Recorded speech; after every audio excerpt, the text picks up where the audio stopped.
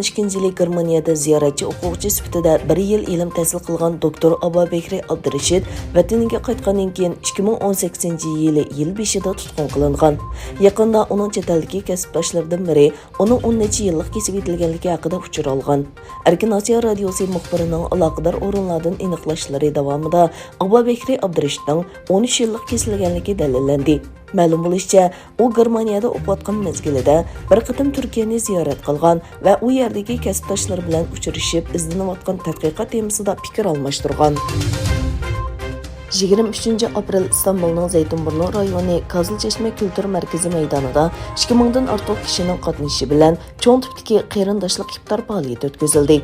İftar faoliyatini Xalqaro Sharqiy Turkiston tashkilotlar birligi tashkillagan bo'lib, muhojiratda yashayotgan diniy o'limalar, ziyolilar, jamoat arboblari, tashkilot vakillaridan sirt Turkiyaning muavin ichki ishlar ministri Ismoil Chatoqli, Turkiya ko'chmanlar idorasining mudiri Savaş Unlu, muavin mudiri Gökçeoq, İstanbul muavin valisi Dr. Yaşar Aksancar, İstanbul shaharlik ko'chmanlar idorasi mudiri Bayram Yalınsu va Turkiyadagi ko'plagan partiya tashkilotlarning vakillari qatnashdi.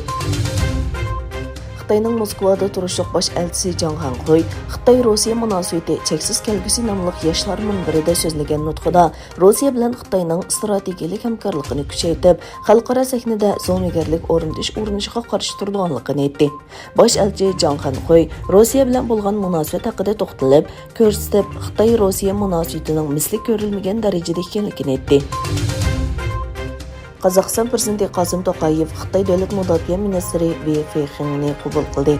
Qozog'iston prezidentining bayonoti qaraganda, To'qayev rasmiy ziyoratda bo'lish uchun davlatga kelgan Xitoy davlat mudofaa ministri Wei bilan ko'rishgan. Taraflar tinchlik saqlash va harbiy texnika sohasidagi ikki taraflik va ko'p taraflik hamkorlikning vaziyati va ko'z qarashini muzokara qilgan. Amerika Tashqi ishlar ministri Antony Blinken va Amerika davlat mudofaa ministri Lloyd Austin Ukrainaning poytaxti Kiyevda Ukraina prezidenti Zelenskiy bilan ko'rishdi.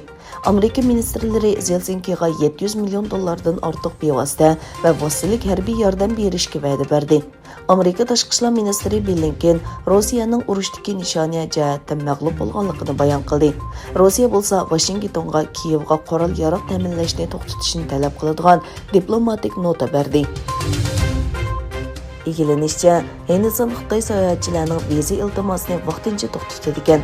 2020-yili Xitoy virusi tadbirlarining bir qismi sifatida Xitoyda o'qiyotgan minglagan hindistonlik o'quvchilarning Xitoyga kirishi cheklamaga uchirgan bo'lib, navbatda Hindiston o'chilish xarakterli bir qaror chiqargan.